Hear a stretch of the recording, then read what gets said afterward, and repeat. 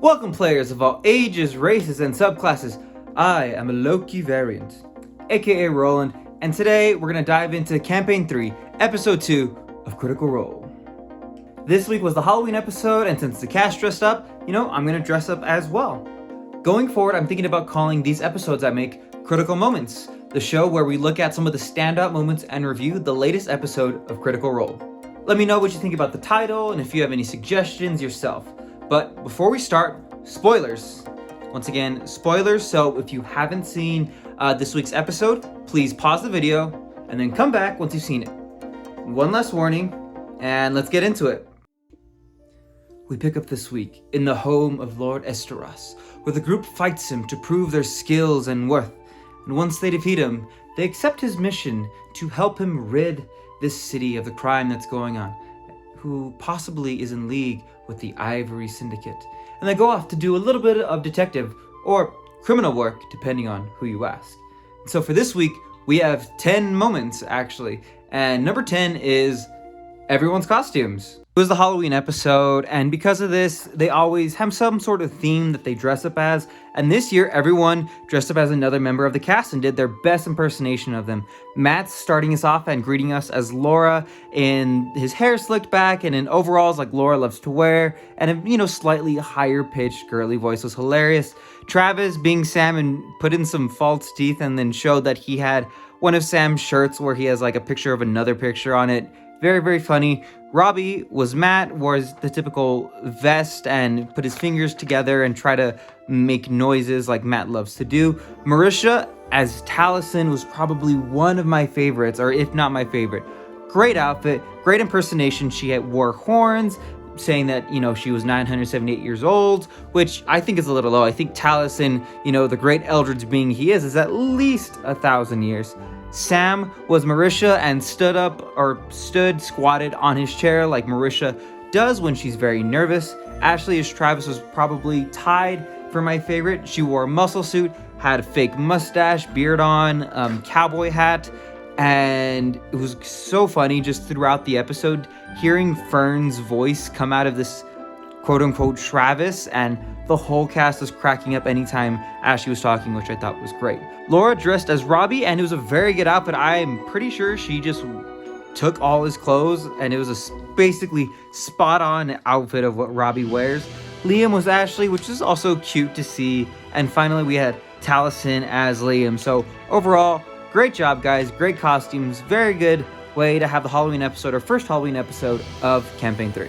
Moment number 9 is Sam's ad. More than likely, Sam's ad is probably always going to be a top moment because he's always so creative. But this week, Critical Role was sponsored by Disney's Gargoyles Awakening, I believe is what it was called. And so Sam wrote this skit where him, Marisha, and Travis were doing very stereotypical New York, New Jersey accents, talking about random things they all do. And Robbie was also part of the ad, but they made it seem that he wasn't and he didn't know what was going on, asking if this is how it always is. And eventually he gets into it, but goes a little too far and says something about throwing or killing pigeons. And then everyone else is like, whoa, Robbie, what are you doing? Come on, that's way too far. Role-playing. Mine is, I'll take a pigeon, I'll rip his wings off and throw him off the top of the roof. Oh, holy shit, dude, what the hell? And then he reels it back in, they make fun of him, and then he does his own stereotypical New York accent and ends it. So, not his best ad, but still very funny and great seeing Robbie in on one of Sam's ads. Moment number 8 is our second fight of the campaign against Lord Esteros, and Matt did a great job really showcasing what a fighter can do, making him seem very intimidating and even knocking Dorian out, fresh cut grass, eventually reviving him. But very cool fight taking place in a very short quarter, or the very small chamber. Bertrand Bell was hilarious. He kind of stepped away from the fight, walked towards the back and grabbed some great brandy that was sitting there, began sipping it, and then later on in the fight, for his turn, tried to throw it at Lord Esteros, who was at that point covered in fire because of Fern, but he rolls a nat 1 and ends up hitting Fern in the back, covering her completely in brandy. But still very cool fight. And in this fight, we actually get confirmation that Marisha is a Hollow One. She gets the Unsettling Presence, I believe it's called, that ability that is from the Hollow One. So I wasn't sure what she was, but now we kind of know what her race/lineage is. Also in the fight, Bertrand calls them his sorcerer's swords, and I don't think that's gonna actually be a name they're gonna go for the group, but still it's something that was thrown out there, and I believe it was Dorian who kind of heard that and was like, not a bad name. Moment number 7 is that Liam got his first whisper in 2 years. I had no idea that he hadn't gotten a whisper in such a long time, but apparently he did. So he rolled a nat 20. This is after the fight, and they're kind of seeing the Lord Esteros's motivations, and so Liam rolls an insight check to see if he actually means that he wants to help the city out, and all of its civilians. So Matt goes over, everyone gets excited, and Liam is obviously very excited to get his first whisper in over 2 years. Moment number 6, we have our first bad guys of the campaign, the Ivory Syndicate. It's the opposing force with which Lord Esteros is going up against, and who he thinks is in charge, or the reason a bunch of these crimes are happening. So they are going up against the Ivory Syndicate, and I'm very curious to learn more about them. Very cool name. Great job, Matt. And let's see where this goes, if they're one of the BBEGs of the campaign or just one of the smaller ones. But with a name like Ivory Syndicate, probably pretty big. So moment number 5 is Sam's container. When he finally pulls it out for this episode, there's a little box in the front, and there's candy, and there's a sign that says, please take only one. And the minute he pulls it out, the whole game stops, and everyone of the cast is asking for a piece of candy and saying which one they want. And Matt's face is hilarious. He just face palms essentially, and even says, I work with children. And it's a hilarious moment, and basically another reason why I love these people. You know, they don't take themselves super seriously. Now, moment number 4, in my opinion, is the biggest moment of this game. We get some lore drop, and Laudna pulls out her dead rat, which we saw, or she described in the first episode, but she actually brings it out. And the name of the rat is Pate Dorolo, as in Percival Dorolo and all the Dorolos of Whitestone. We knew she was from Whitestone, and there's been so many theories going about, but the fact that she named her rat Pate is, I know everyone's theory meter went off, and everyone isn't sure what to think, but I'm thinking just from hearing, so we hear that she didn't know that Percy came back and defeated the Briarwoods, but she was there when the coup actually started, and they even knew that Vox Machina was being hunted. So, since she's a Hollow One, she was resurrected. I think she was one of the dead hanging corpses on the Sentry, which would be crazy. And a little less serious, but from all the theory crafting, but she uses Pate as a little ventriloquist puppet, moving it around using a Cockney accent, and it's very funny every time she brings it out. And she said that this voice came up when she was all alone. She said she was gonna go crazy, and so Pate became her friend, to help her not go completely insane. So every time Pate was brought out, she was, moving the puppeteering. It was very fun. Moment number 3 for me is when they're actually at the warehouse trying to figure out who's been stealing or what kind of crime's been going on, and they're figuring out when they're gonna go in at night.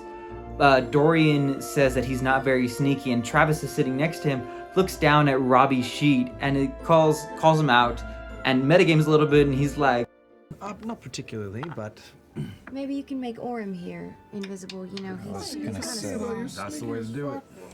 It's not bad. You bitch. don't want to go. You take your ass You're gonna do inside. some deception check, or you're gonna peek on my sheet.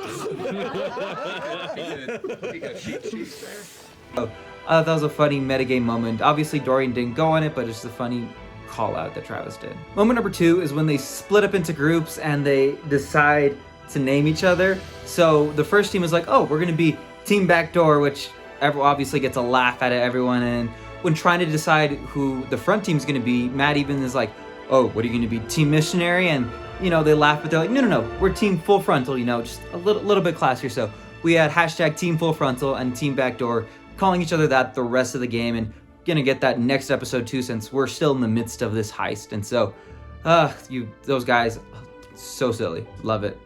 And moment number 1, and probably tied for my second favorite moment, but probably in that number 2 slot, is when Orm sneaks in. He, funny enough, perfect for this Halloween episode, kind of enters his own haunted house without knowing.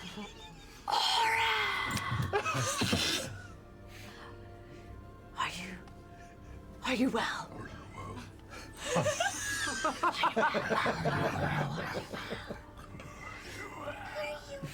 Yes.